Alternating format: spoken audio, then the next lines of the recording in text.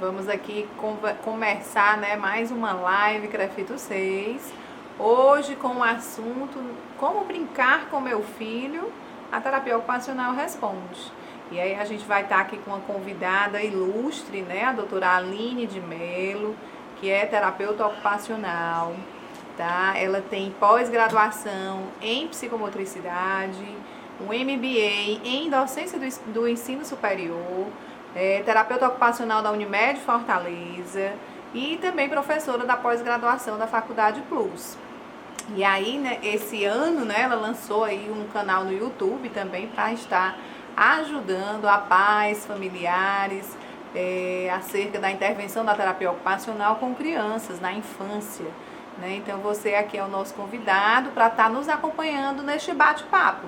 O bate-papo que vai estar falando e orientando a pais, familiares, né, e pessoas que exercem a função paterna ou materna na vida de crianças, né, como é que foi esse tempo de pandemia, né?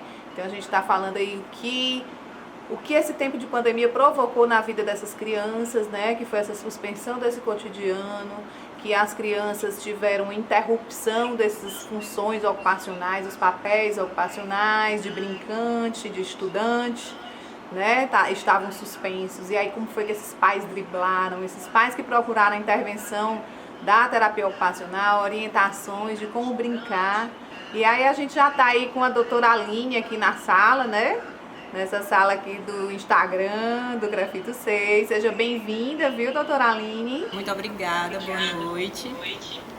E eu quero agradecer que ela foi prontamente no nosso convite, né?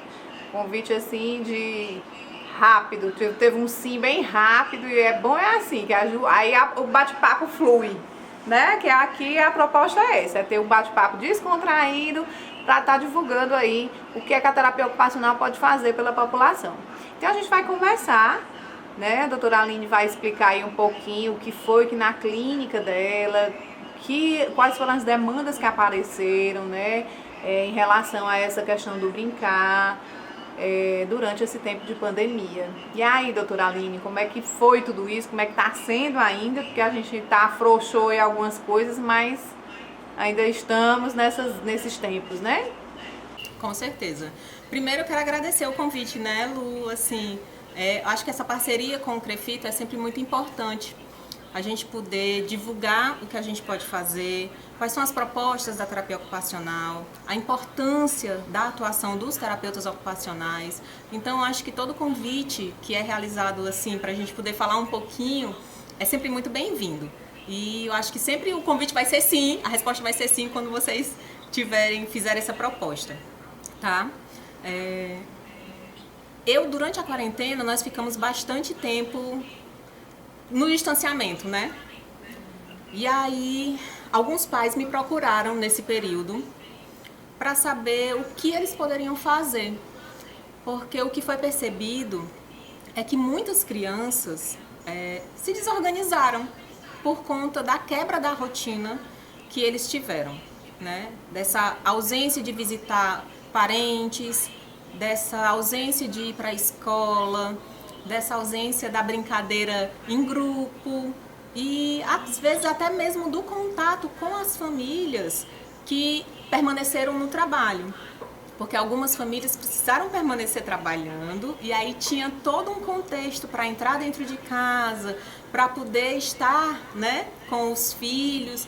Então foi uma mudança muito grande. Essas crianças, algumas não, algumas gostaram, porque tiveram esse momento mais pertinho dos pais, das mães, até dos irmãos. Outras crianças não. Outras crianças realmente ficaram com um comportamento mais difícil, ficaram achando ruim estar em casa, o que é comum, natural, na verdade. Porque a gente vem de um momento que todo mundo está fora de casa o tempo todo, né? Então alguns pais realmente relataram que alguns dos seus filhos não estavam tão bem nesse período de quarentena. Isso mesmo, né? A gente teve aí alguma grande angústia, né? Também assim das crianças, né? Foi bem assim, tira também assim até pelo meu filho, né? Que até hoje ele pergunta quando é que esse coronavírus vai embora, essas coisas todas, né? Então a gente realmente tem aí também tem que estar cuidando aí desse bem-estar, dessa saúde mental. E aí eles procuraram a terapia, alguns pais procuraram orientações, né, de como estar brincando com esses filhos, né? Nessa época, né, os pais também perceberam que essa função, esse papel ocupacional de brincante, que esse brincar com significado é uma coisa realmente importante e estruturante que faz parte da vida da criança, né? Então, assim, quais eram essas orientações, as dúvidas que mais apareceram diante disso aí, né? De como tá brincando com os filhos? Como você falou, Lu, a gente sabe que a principal função da criança, e principalmente das crianças menores, é o brincar. Do jeito que nós temos a nossa principal função no trabalhar, né? O seu papel de mãe, a principal função da criança é o brincar. As crianças menores, como seu filho, é muito mais complicado, porque eles ficam nessa angústia realmente de que o vírus vai embora para eles poderem voltar à rotina, à vida que eles tinham, né? E realmente vários pais me procuraram. Foi aí que eu decidi fazer o canal, porque não tinha como eu ficar respondendo para cada um, dizendo como era que cada um tinha que brincar, né? Ia ficar muito complicado. Mas uma das propostas iniciais da brincadeira, da importância da brincadeira, era a família estar reunida, sempre que possível, né? Porque o que acontece muitas vezes é o quê? Que a gente percebe, principalmente quando há um discurso de pai falando do filho. Aí eu comprei brinquedo tal pro meu filho e entreguei para ele brincar. E na verdade a gente precisa mostrar para a criança como é que brinca. E a gente só consegue mostrar brincando junto, né? Alguns pais reclamaram, vieram falar comigo e reclamaram: porque eu trouxe um brinquedo tal e meu filho só joga. Eu trouxe brinquedo tal e ele quer brincar de outro jeito que o brinquedo não é. Eu trouxe tal brinquedo e ele faz assim, diferente do que é para ser. E aí a primeira pergunta que eu faço: você senta para brincar? Como é que a criança vai saber como é que brinca com o brinquedo? Não é novo? Ela não vivenciou, ela não teve experiência com aquele brinquedo, né?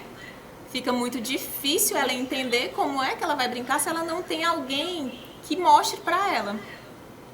E aí a principal orientação, a primeira de todas, era o quê? Sente para brincar com o seu filho.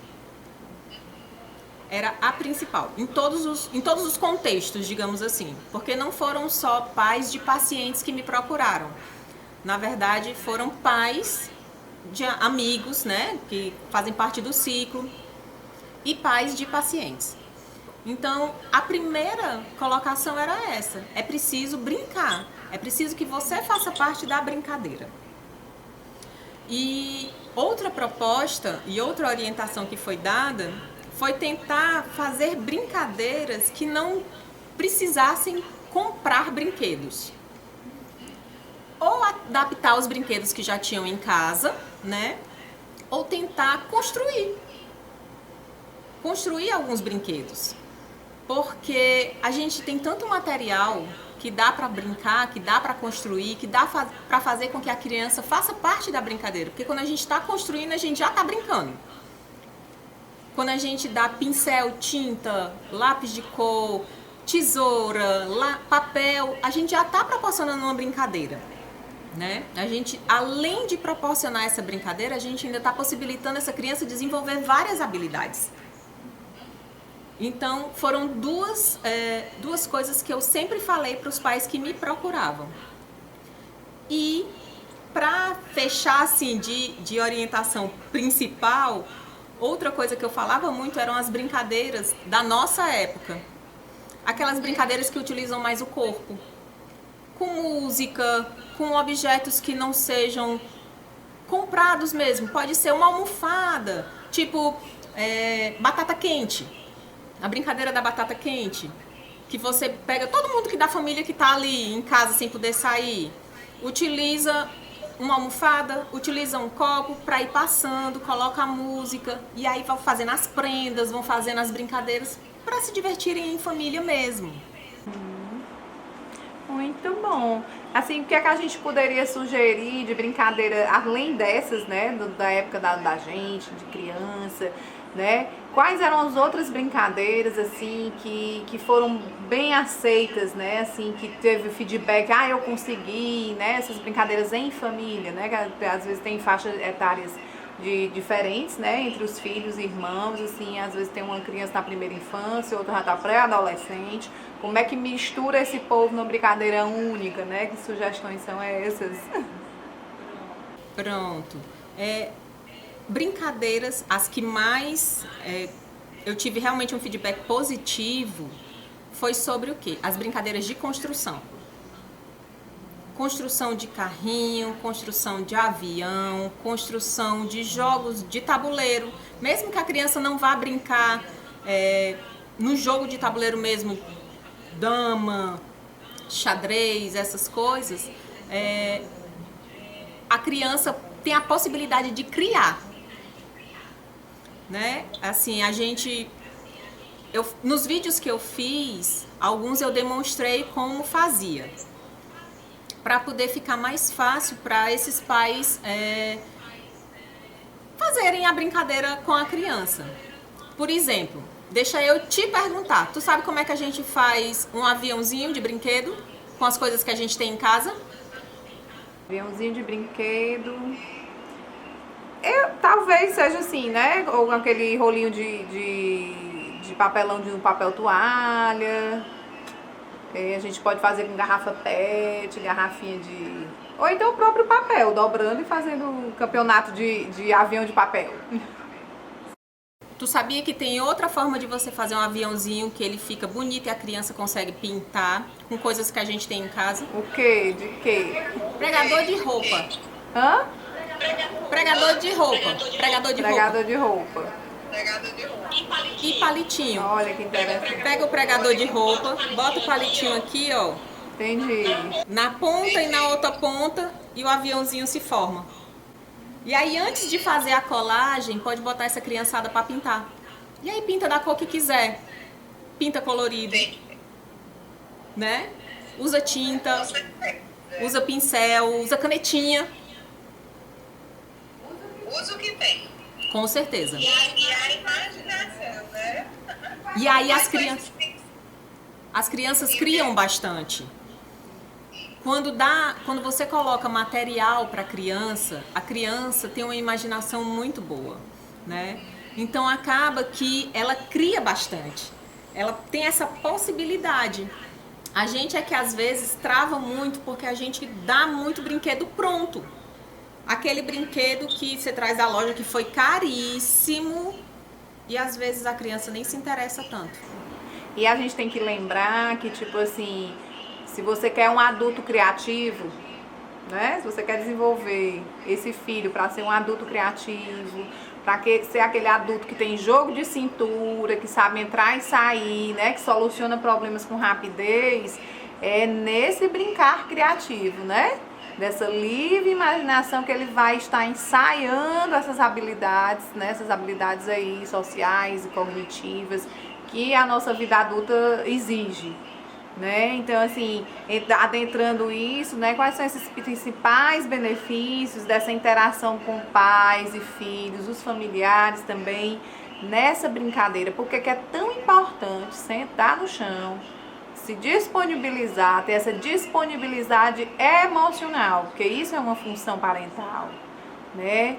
O que mais necessita é a disponibilidade emocional. Eu preciso de ter esse tempo, esse investimento nessa relação. O que é que isso é tão benéfico? Lu, é tão engraçado porque a gente fala assim do brincar e quando a gente fala de brincar, as pessoas acham que é simplesmente o brinquedo e a criança, né? As pessoas não param para pensar na quantidade de funções que são desenvolvidas nesse brincar. Por exemplo, quando você propõe uma brincadeira em grupo, você está trabalhando à espera da vez. Aquela criança vai estar aprendendo a esperar a vez dela. Ela vai estar trabalhando a frustração dela, porque nem sempre ela vai ganhar na brincadeira em grupo. Outras crianças podem ganhar, os pais podem ganhar, né? Ela está aprendendo as regras sociais ela está aprendendo limite.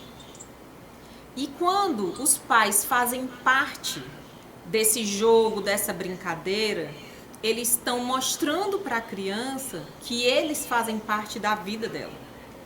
Que eles conhecem, que eles entendem, que eles estão ali. E que eles vão estar. Porque quando você está numa brincadeira, por exemplo, vamos dar um exemplo. Você está numa brincadeira de competição e a criança perde e ela se frustra e ela chora. Normalmente ela tá só, ela não tá com os pais na brincadeira, né? E quando o pai tá ali, ele consegue mostrar para ela que ela sempre vai ter alguém por perto, que ela vai conseguir resolver, mesmo que seja uma chateação. Se ela não conseguir se resolver sozinha, ela vai ter a ajuda de alguém. Mesmo que não sejam os pais, quando ela crescer, ela pode ter uma terceira pessoa, uma segunda pessoa, uma quarta pessoa que lhe auxilie. E quando a gente faz esse envolvimento, como você mesmo colocou, essa disponibilidade emocional, a gente dá a possibilidade dessa criança desenvolver também as suas emoções. Porque ela não vai estar brincando só, ela vai estar brincando com pessoas que vão ou conhecê-la ou já a conhecem o suficiente. Com certeza. E assim, nessa interação é de você estar realmente perto, né? Assim, a gente também tem que lembrar de que você ganha a confiança do seu filho, né? Que você tem aí essa relação, né? Esse vínculo, que já é um vínculo que vem biológico, já vem, ele é natural, mas com essas barreiras, né? Que às vezes a falta de tempo, o cotidiano muito atarefado dos pais impede essa proximidade, é saber que é a primeira e a segunda infância que você ganha o filho adolescente, né? Que é aí que você cultiva essa relação. Se você não senta para brincar, geralmente esse adolescente ele vai ter aquela revolta um pouco mais exacerbada, né? Porque essa carência afetiva, essa carência dessa função materna, dessa função paterna que ficou lá na primeira e na segunda infância, ela reverbera, aí ela começa a reverberar e o impacto é maior da adolescência para frente, né? Então assim, às vezes eu digo assim, você ganha seu filho até 10 anos, né? Essa confiança, porque depois é ajuste de valores e crenças e hábitos e tudo, mas assim, até essa idade é que a gente realmente consegue tá conquistando, né? Tá ali presente naquela vida e tendo essa interação mesmo, né? Acompanhando aí. E aí, o que seria, adentrando essa questão dos pais sem tempo, né? Desse cotidiano muito atarefado, como seria, o que é que nós, né? Terapeutas ocupacionais, podemos orientar de estratégias desses pais poderem estar vendo, de minimizar essa falta, o que é que pode ser feito, né? Mesmo com rotina atarefada. Lu, é importante, assim, uma das orientações, e aí isso muitas pessoas falam, mas é importante a qualidade, né? Não só a quantidade. E aí, como você muito bem colocou, quando há a formação desse vínculo, principalmente na primeira e na segunda infância, você consegue fazer com que a criança entenda que aquela qualidade da presença vai ser mais importante do que o tempo todo que ela ficar. Um dia todo, 2 dias todo, 3 dias todo.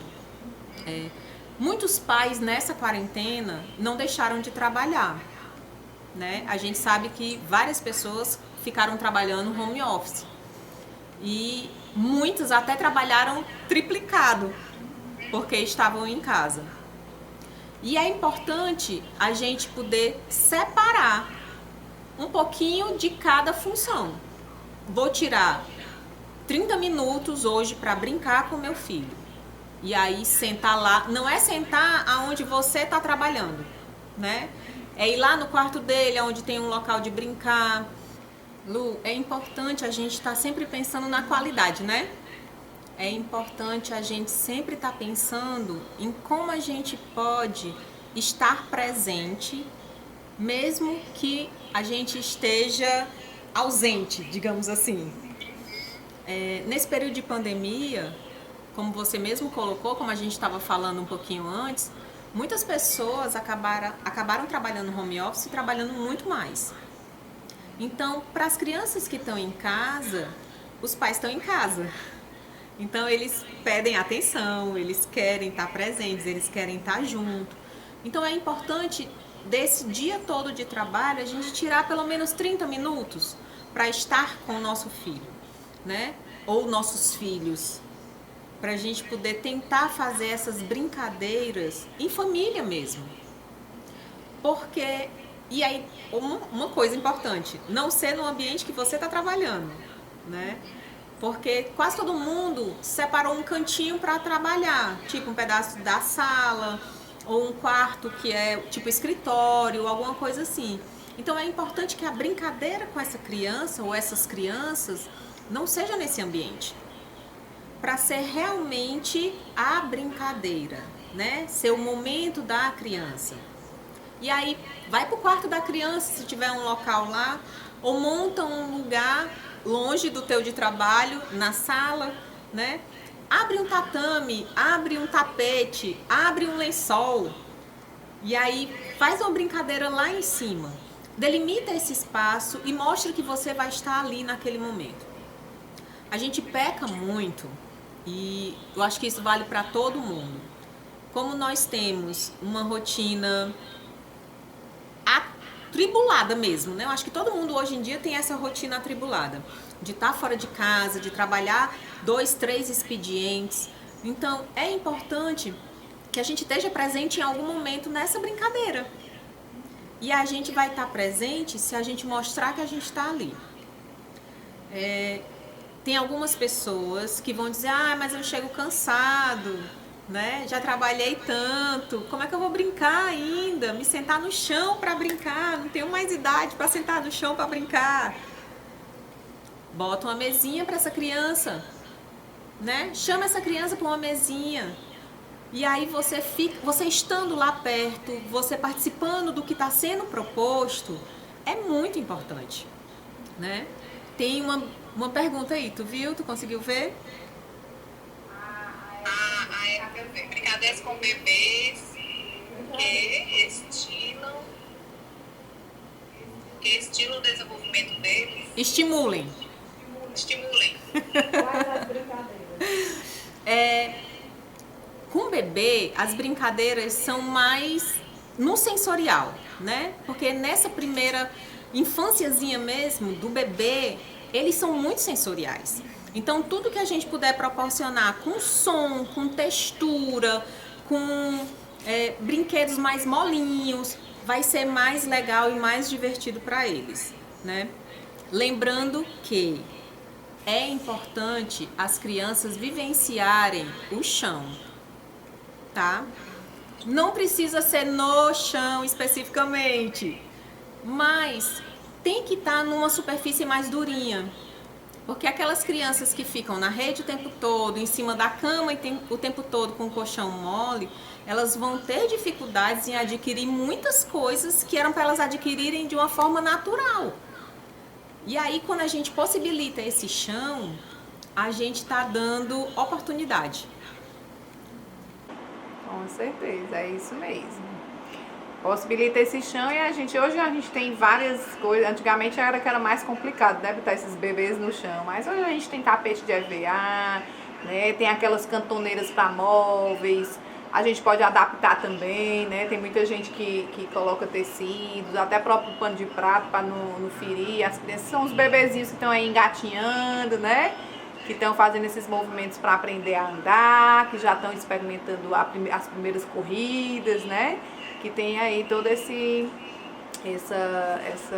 cuidados, né? Para a gente não estar provocando acidentes, né? Acidentes domésticos aí com essas crianças, né? E aí, falando dos bebês, né? Os bebês têm várias fases, né? A cada 1 mês, 2 meses, o negócio muda e totalmente diferente, a brincadeira é diferente. E aí a gente tem vários locais, né? Um deles também pode ser aí o canal da doutora Aline, né? Que tem vários vídeos por faixa etária.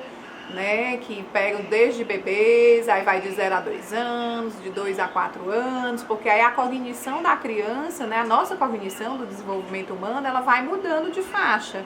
Então, o jeito que eu tenho que me comunicar, o tipo de brincadeira que eu coloco, que entendimento é que essa criança tem, né, que tipo de ordens a gente pode estar estipulando, como é que é o tipo de limites, tudo vai depender aí da faixa etária.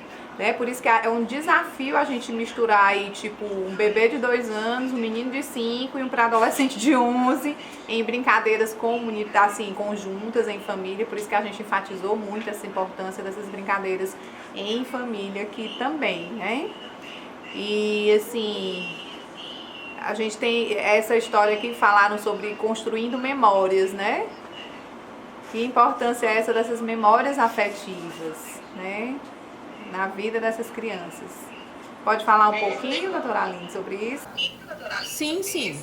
Vamos falar sobre isso. Mas deixa só eu abrir um adendo em relação ao que você estava falando, dessa mistura de faixa etárias. É importante, muitas vezes o que acontece é que as crianças menores, elas se sobressaem, digamos assim, nas brincadeiras, né? Acaba se voltando e tendo-se um cuidado maior em fazer brincadeira para as crianças pequenas. Mas é interessante a gente fazer uma divisão, principalmente quando a gente tem filhos em várias faixas etárias diferentes, né? Não deixar somente as brincadeiras, por exemplo, de bebê, né? Ah, não, os 2 mais velhos vão brincar com o bebê. Ou então, o mais velho vai brincar com o do meio. E acaba esquecendo esse adolescente, essa criança que é um pouquinho maior. É interessante que as brincadeiras sejam divididas e compartilhadas. Por exemplo, hoje eu fiz uma brincadeira, foram 30 minutos de brincadeira e a gente voltou todo mundo pro bebê. Amanhã a gente faz uma brincadeira e volta todo mundo para a criança do meio. No outro dia a gente faz uma brincadeira e volta todo mundo para a atenção pro adolescente, né? Porque aí começam essas memórias afetivas, né? Se eu, como filho, não estou tendo a atenção ou está sendo compartilhada de uma forma que outro está sendo prevalecido, o que é que eu vou levar para a minha fase adulta? E aí eu vou levar para a minha fase adulta é que aquele momento não é legal. E aí como é que eu vou repetir esse momento com outra criança? Ou como é que eu vou me sentir bem comigo mesmo, né? Qual é a memória que eu vou ter desses momentos, dessas pessoas na minha vida? Quando a gente proporciona essas vivências, quando a gente envolve todo mundo nas brincadeiras, a gente mostra a importância de cada um no seu papel ali dentro daquela família. E aí a minha memória vai ser qual? Eu sou parte integrante e importante daquela família. Com certeza, né? E aí essas memórias afetivas, a gente também pode aí só fazer um linkzinho daquela do cotidiano muito atarefado e tarará, que eu não tenho muito tempo, que eu tô muito cansada para brincar. E aí é só lembrar que para você também adulto, tem essa construção de memórias afetivas, não é só para criança e para adolescente, né? Que muitas vezes você está cansado, está cansada, mas quando você se disponibiliza a estar com o seu filho, é assim, é uma mágica, assim, eu acho assim, pelo menos eu, né, enquanto mãe, tirando que eu sou terapeuta ocupacional, mas enquanto mãe, eu me recarrego. Né, assim, de você, é tão prazeroso aquele momento de estar, e às vezes você pode chegar tarde, transformar a brincadeira no ritual de dormir, né, contar uma história, ter uma brincadeirinha específica para aquela hora de dormir. Então assim, a gente vai ajustando aí nesse dia a dia que horário eu tenho para brincar com esse meu filho, mas que todo dia eu preciso brincar. E é importante, Lu, que assim, ó, você falou do ritual de criar uma brincadeira para a hora de dormir, né? A gente tem que lembrar que a hora de dormir, aquelas brincadeiras mais agitadas não são interessantes, né? Não são interessantes porque a gente precisa naquele momento de mais tranquilidade para a criança, para ela poder se organizar ela internamente para ir para a cama, para ir dormir. Então, se eu faço uma brincadeira, mesmo que seja uma brincadeira legal para ir dormir, mas ela é muito agitada, ela vai ter o efeito inverso, né? E aí, é tão engraçado porque você estava falando da sua experiência como mãe com o seu filho, que ainda é pequeno. E aí eu posso falar da minha, porque eu também sou mãe, né? E o meu filho já tá assim numa fase mais legal. É legal, eu acho super interessante. Cheguei ainda aí não, mas eu acho massa. Eu vou mandar ele passar uma semana contigo, viu? E aí vocês vão, assim, as pessoas vão ver que são momentos totalmente diferentes, né? Como você bem colocou, são brincadeiras diferentes, são momentos diferentes, são relações que vão sendo construídas de uma forma cada vez diferente, porque assim, a sua brincadeira com o teu filho hoje é uma brincadeira mais leve. A minha brincadeira é sobre jogo, sobre música, sobre filme, né? Então assim, o meu momento com o meu filho hoje, que tá com 13, né? Muda um pouco. Quem me conhece, tem várias pessoas que entraram aí, que fazem parte do meu contexto de vida, sabem que eu tô ligada no 360 quase sempre, né? Então eu tô de manhã fora de casa, de tarde fora de casa, à noite às vezes eu tô dando aula. A gente ainda tá no modo remoto, mas quando é no natural, sem essa pandemia, eu tô fora de casa também. Então, quando eu chego, a minha dinâmica com o meu filho, o meu momento com ele, vão ser essas trocas. A gente já não para mais para brincar como eu brincava quando ele tinha 5 anos, quando ele tinha 6 anos.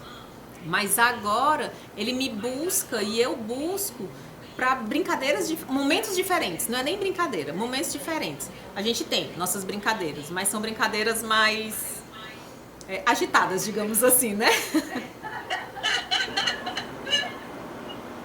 É isso mesmo. E aí vai dos interesses, né? Da personalidade, das características que os filhos, né? Que os nossos filhos vão desenvolvendo. E quando a gente está próximo, que a gente está brincando e participando dessa vida, é mais fácil. É mais fácil até saber se um dia está acontecendo algo que ele vai poder falar e ter confiança em discutir com você, se ele se sentir excluído, se ele estiver sofrendo bullying ou cyberbullying. Alguma coisa que acontece, porque a vida é assim, né? Cheia de altos e baixos e nós estamos ali. Então é isso mesmo, assim, a importância do brincar, né? Como brincar com o meu filho. A primeira coisa que eu tenho que dizer é como às vezes eu não brinquei na infância, né? Eu não tive essa mãe que brincou comigo e aí por isso às vezes eu acho difícil. Eu acho difícil ir para a infância, porque a minha infância não foi muito legal. Por isso que eu tenho dificuldade de sentar e brincar, né? Então assim, às vezes a gente precisa também sarar, né, as coisas que aconteceram com a nossa criança, porque todo mundo leva a sua criança aí pro resto da vida.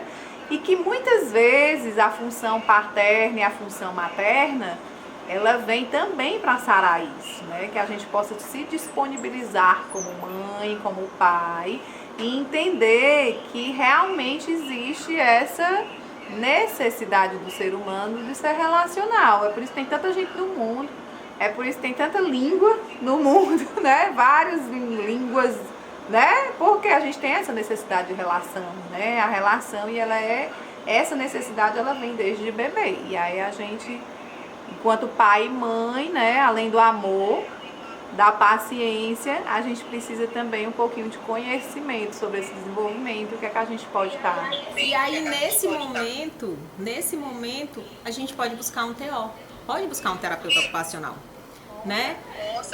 Esse terapeuta ocupacional vai te auxiliar em tantas coisas, em tantas possibilidades, porque se eu não estou conseguindo exercer aquela função básica por conta de alguma coisa que aconteceu ali, a gente vai possibilitar uma mudança de comportamento para essa pessoa, mostrar para essa pessoa, pai ou mãe, ou tia ou mãe substituta, ou avó, seja lá qual for a formação, né, dessa família, que há possibilidades, que a gente pode fazer diferente, que a gente pode transformar, né?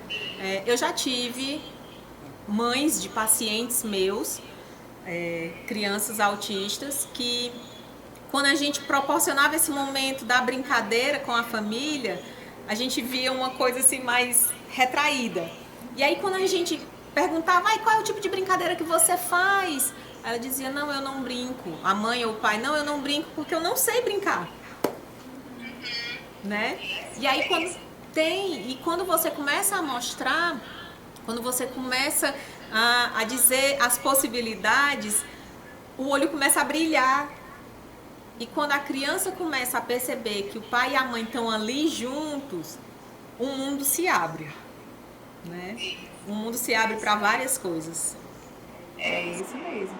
Então, assim, é realmente procurar o terapeuta ocupacional, né? Assim, a terapia ocupacional, a gente atua, né, em todas as fases do ciclo de vida, né? Para pessoas que estão com dificuldade ou tem algum impedimento de estar executando essas atividades de vida diária, esses papéis ocupacionais.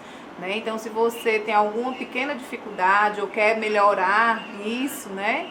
Essa função materna, né? Essa função parental, né? Esse novo papel ocupacional, porque a mãe é um papel ocupacional sobreposto. Né? A gente sobrepõe aí membro de família, cuidador, afazer doméstico, né? Por isso que às vezes é tão sobrecarregado, né? Assim, emocionalmente, fisicamente, né? Tem toda essa sobrecarga. Então, o terapeuta ocupacional é ideal, porque nós somos esse profissional que estudamos essa relação que o ser humano tem com as suas atividades e ocupações em seu cotidiano. Daí a gente facilita o envolvimento nessas atividades e aí o cotidiano flui. Eu consigo de novo, né, fazer esses meus papéis ocupacionais, né? Então é isso, né? Essas são essas contribuições, né, que a terapia ocupacional traz para a sociedade. Seja no bebê, aí a gente vai em todo mundo, porque o ser humano tem cotidiano. Todo mundo tem seu papel ocupacional de acordo com a sua idade. Tá sentindo dificuldade, vida, né? Tá sentindo dificuldade? Procura uma da gente. Procura a gente, procura o terapeuta ocupacional que você vai ter aí um grande alavancar, né? Deslancha a vida, né? Às vezes é uma coisinha que tá empancada e a gente consegue ajustar, né? Ajustes, adaptações, tudo baseado no seu desejo, na sua necessidade, no seu histórico ocupacional, né? No que você, na sua vivência, né? Na sua história de vida. Com certeza. É isso, doutora Aline? É sim. Aí a gente vai, eu acho que, não sei se ainda tem perguntas. Chegou aqui uma pergunta. Vamos agora, quais as brincadeiras mais comuns que não são legais para fazer com bebês? Tipo assim, usualmente as pessoas fazem, achando que é legal, mas não é tão interessante. Jogar pra cima. Todo mundo adora jogar bebê pra cima. Eu não sei quem foi que disse que isso era bom. Dependendo da faixa etária do bebê, estimular movimentos ou posturas que ele não está apropriado para isso. Tipo, bebê de 3 meses não é para estar pulando na barriga da mãe, nem do pai, nem da avó, nem do avô. Bebês pequenininhos, recém-nascidos ou com 1 mês, 2 meses, não é interessante. As pessoas dão muito chocalho, né? Não é interessante aquele chocalho muito alto, porque tem uns chocalhos que quando você bate, parece que tá assim numa escola de samba. É bem assim mesmo. Né? Então, esse chocalho não é legal. É interessante um chocalho que não assuste a criança, que seja divertido, né? Outro brincadeira ou brinquedo que não é interessante para bebê são brinquedos que sejam duros, que seja aquele plástico duro, ou que tenha peças pequenas, né? As peças pequenas porque as crianças vão colocar na boca e vão engolir. E os brinquedos duros porque eles ainda não têm a coordenação motora adequada para poder estar com eles, então eles vão se machucar. Isso mesmo. E aí o bebê a gente tem que acompanhar, né? Mês a mês é uma coisa nova, é um mundo novo, né? Então assim, tem E hoje mais do que nunca, viu? Estímulos. Oi? Hoje mais do que nunca, porque as crianças Hoje. estão sendo hiperestimuladas já na barriga, né? Isso, é. Então quando elas saem, elas já saem com tudo. Uhum, com certeza. Né? Então assim, deixa eu ver aqui se chegou outra pergunta. Sherida. Tipo assim, aqui tem uma pergunta que é assim, para os adolescentes, né? Como é que a gente pode agir? Eita, aconteceu alguma coisa aqui, né? Ah, ficou escuro, eu achava que o bicho tinha se desligado.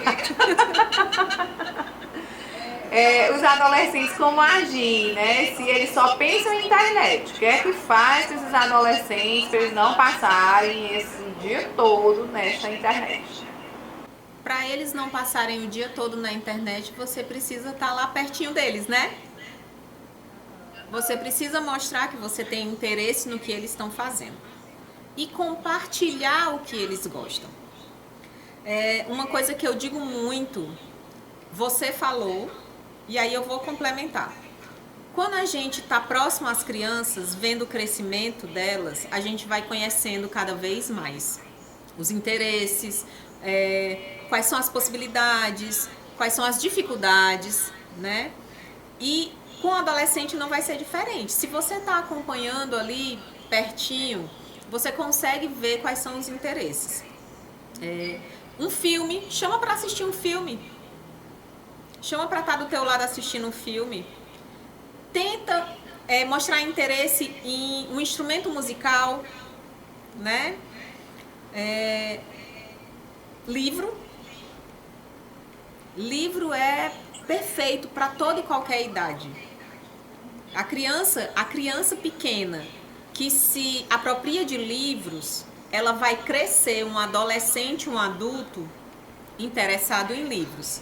E aí existe coisa melhor do que livro na vida de alguém?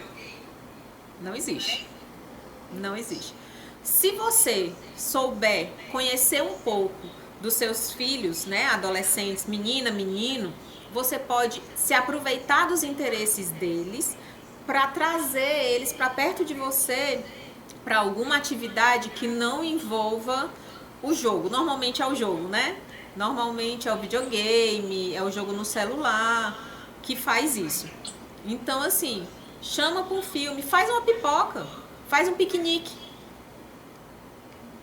São possibilidades. Se você está dentro de casa. Isso. E aí, tipo assim, adolescente, né, como já tem também essa habilidade maior, a gente pode estar envolvendo em receitas culinárias, né, em jogos de tabuleiro, né, construção, o cognitivo já chegou, então ele já tem aí várias, assim, outros tipos de atividades para estarem sendo feitas, né, até como assim, atividades de habilidades manuais mesmo, assim, né, de construção, a menina, por exemplo, fazer um porta-joia para ela, né, o rapaz, sei lá, o iPhone dele, os fones, as coisas eletrônicas, uma caixa, né? Isso, então assim, a gente pode usar aí das necessidades dele, os desejos, e ver que tipo de coisa a gente pode estar aprendendo também com habilidades manuais, né? Porque acaba que esses eletrônicos deixam a gente um pouco emperrada no que a gente pode estar fazendo com as mãos, né? A gente perde aí um pouquinho dessas habilidades e capacidades. E aí tem uma pergunta aqui que já pode até linkar um pouquinho, que seria um super estímulo as crianças ficarem todo o tempo querendo ver vídeos, todo o tempo nas telas? A gente está num momento que estamos saindo desse momento, mas a gente ainda está no momento que tudo está voltado para a tela, né? As aulas são online, quem faz algum tipo de atividade extra, como inglês ou qualquer outra atividade, está sendo online também. Então a gente acaba ficando preso à tela. Mas, ao mesmo tempo, e aí eu volto porque eu tinha falado anteriormente, quando você conhece um pouco do teu filho, da tua filha, você pode possibilitar outros momentos a parte dessa tela, né? Vou dar o meu exemplo, tá certo? O meu filho, eu gosto muito de desenhar, sempre gostei. E foi uma coisa que eu sempre envolvi ele nesse processo. Então, assim, ele descobriu que eu gostava de desenhar quando ele era muito pequeno. Então, ele chegava pra mim e dizia: mãe, desenha fulano, desenha esse personagem, desenha esse. Quando ele começou a crescer, eu disse: vamos desenhar junto. E aí ele começou a desenhar junto comigo. Eu fazia uma parte, ele fazia outra parte. Ele fazia sozinho, me trazia para eu corrigir alguma coisa. Hoje, ele desenha melhor do que eu. Porque ele se envolveu numa coisa que eu fui vendo que eu gostava e ele começou a participar. Então, quando a gente divide, compartilha alguma coisa que é legal, que é do nosso interesse e que faz com que brilhe o olho daquela criança, ou então que você vê que a criança gosta e que você tem a possibilidade de estar, a criança que eu tô falando, adolescente, né? Você traz essa criança, esse adolescente, ou melhor, você tira esse adolescente dali da tela, do celular, da TV, do computador, do videogame, né? A gente precisa observar.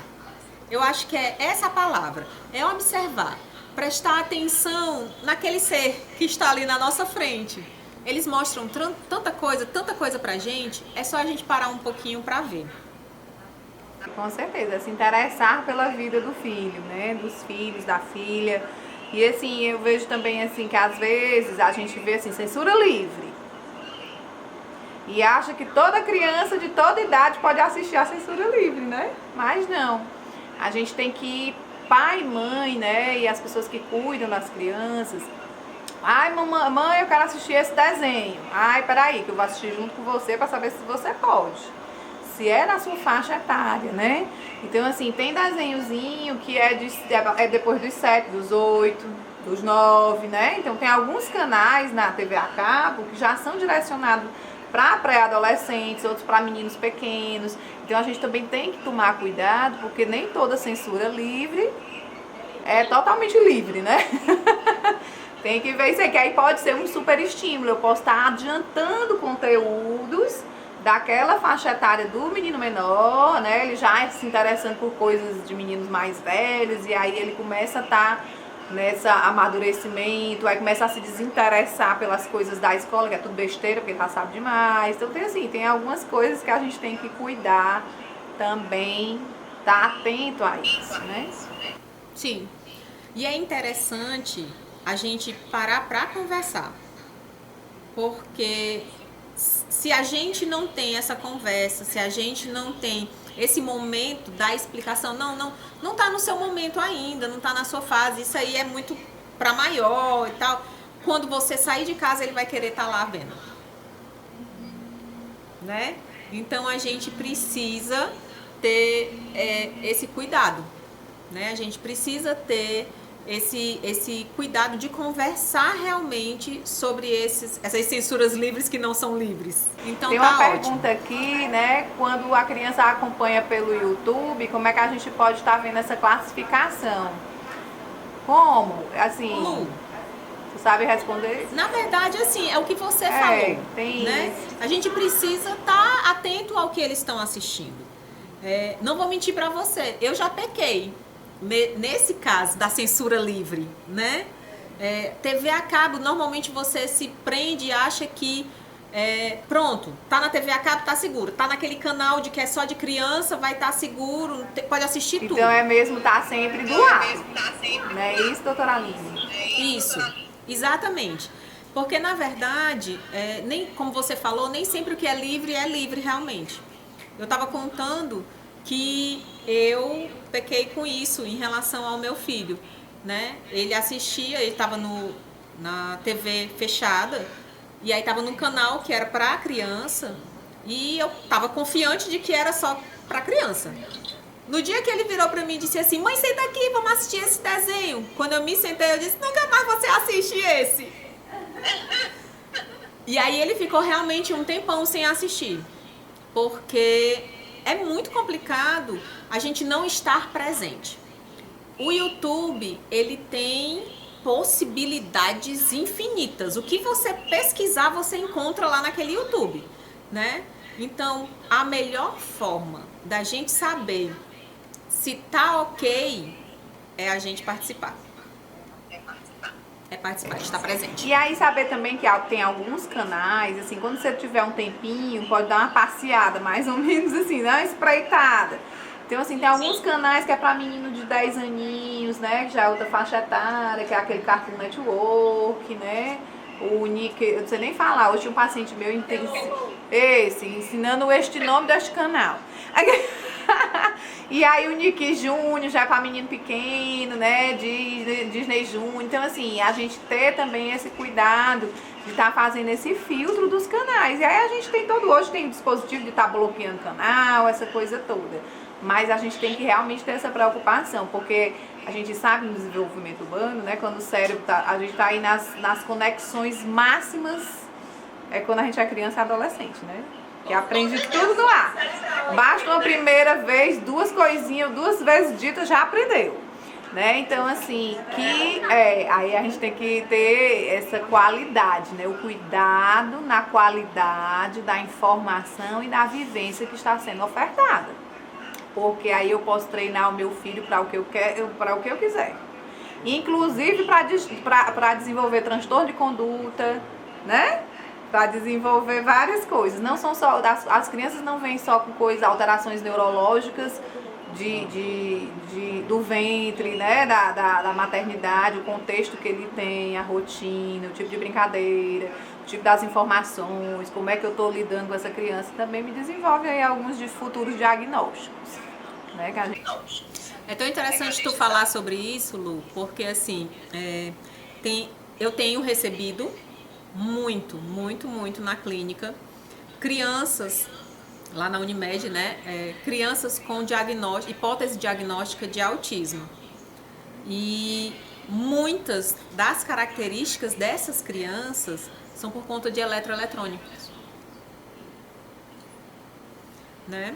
Então, assim, a criança, quando ela tá lá dentro da minha sala, que a minha sala não tem nenhum recurso eletroeletrônico, só o meu computador, que não vai ser para ela, vai ser só para mim. Então não tem nem a possibilidade dela chegar lá. Mas tem uma infinidade de brinquedos. Tem escalada, tem pula-pula, tem piscina de bolinha, tem rampa, tem escada, tem balanço, tem várias coisas. Essa criança tem um comportamento totalmente diferente do que, por exemplo, no comportamento quando ela está de frente para o neuro ou para o pediatra, que às vezes para consulta o pai vai lá e entrega o celular aqui, ó, para a criança ficar quieta, né? Então a gente consegue ver muito isso. Muitas crianças acabam aparecendo com características autísticas sem ser. Que é privada dessa interação social, né? Se eu isolo ela e acostumo, porque tela vicia, a gente sabe até nos adultos, né? Quantas horas, se a gente for fazer uma escala de quanto tempo a gente está gastando de WhatsApp e Instagram por dia, né? Então a gente vai ver também que está tendo alguma coisa aí que não é tão interessante para os adultos também, né? A gente acaba trabalhando muito no celular, né? Assim, eu não sei só vocês, mas eu, por exemplo, no meu celular, eu recebo tudo. Eu recebo trabalho de aluno, eu recebo as aulas, eu faço as aulas. Então, assim, as apresentações, você acaba trabalhando muito, exatamente por conta de você não estar o tempo todo em casa, né?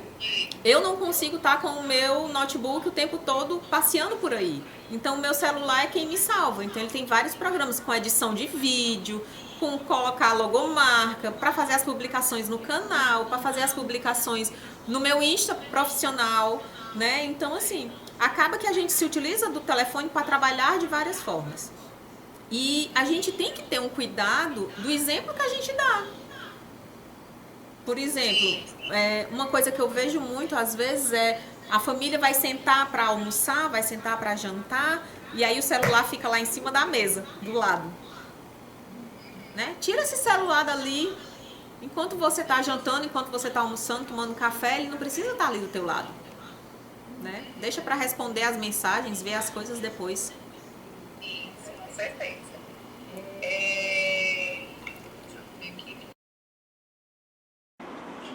Teve outra pergunta. Tipo assim, a pergunta é que se a criança fica talvez com alguns transtornos, assim, né, que a gente está recebendo realmente essas possíveis hipóteses diagnósticas de TEA, né, de autismo, se seria a síndrome da tela, né, se seria consequência disso. Pode ser, né? Pode ser, pode ser. Mas pode também ser o que você falou, da questão da falta do contato, da interação, né? Essa criança acaba não trocando com os pares, ela acaba não vivenciando o que é uma brincadeira. Às vezes, isso eu acho que já deve ter acontecido com todas as terapeutas que atendem criança. As crianças, de tão acostumadas a estarem com a tela passando, quando você dá o livro, ela quer passar também. Então a gente tem que ter muito cuidado assim com isso, né? Tem aquele velho ditado, né? Tudo que é demais é veneno, né? Tudo que é demais é veneno. Então, assim, é procurar. Não é que a gente vai deixar as crianças sem isso, porque até porque está incluso nisso e isso. Não tem como não sair da vida. Mas tem as idades certas, né? De apresentar a tela, de dar os tempos certos, o que ela vai estar consumindo nessa tela, né? E aí a gente variar, abrir esse leque de atividades e vivências para a gente poder realmente ter esse desenvolvimento adequado, né? Aí a gente vai fazer o fechamento aqui com a última pergunta, tá certo?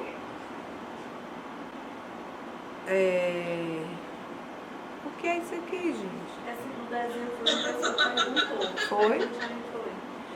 Não, veio uma pergunta aqui que eu acho que o desenho de uma menina e um urso, o que vocês acham? Eu não entendi a pergunta. Alguém que perguntou pode se expressar melhor para entender, para a gente conseguir. É aquele desenho da marcha e o urso.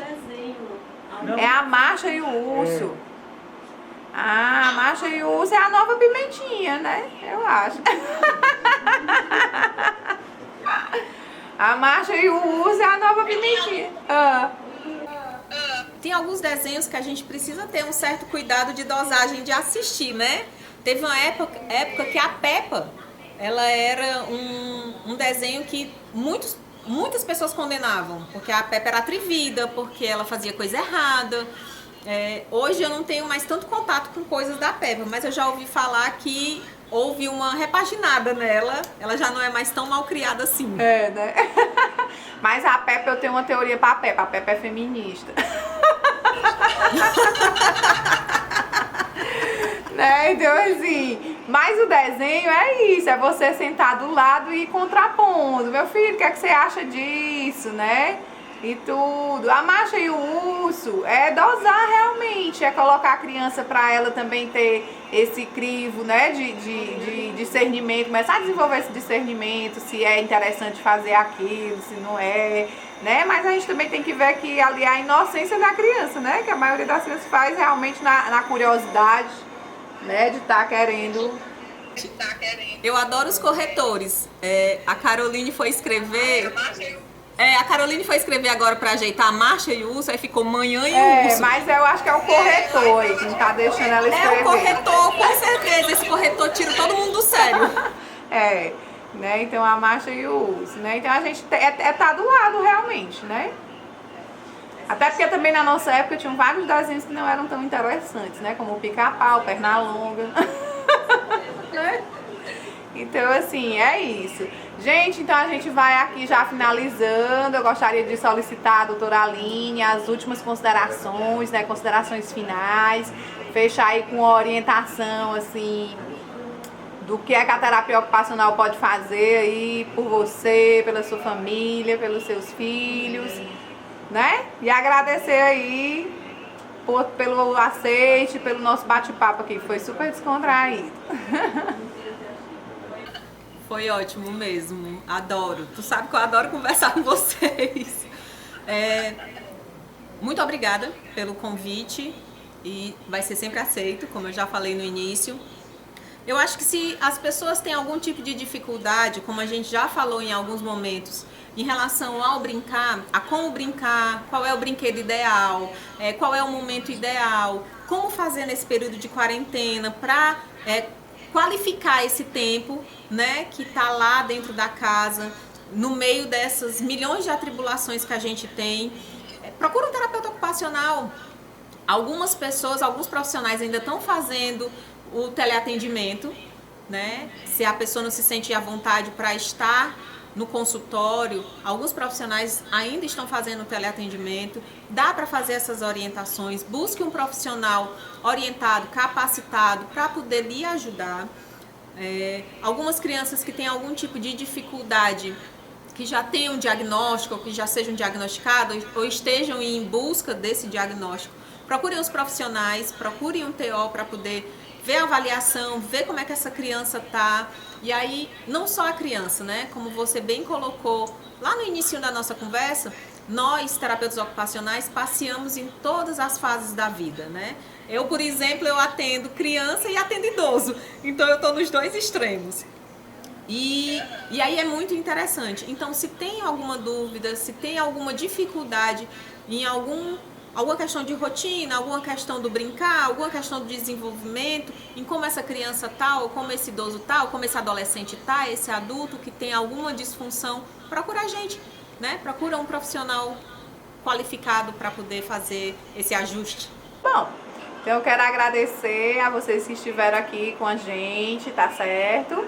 A nossa live ela vai ficar salva, né, aqui no IGTV e também vai lá pro YouTube, tá bom?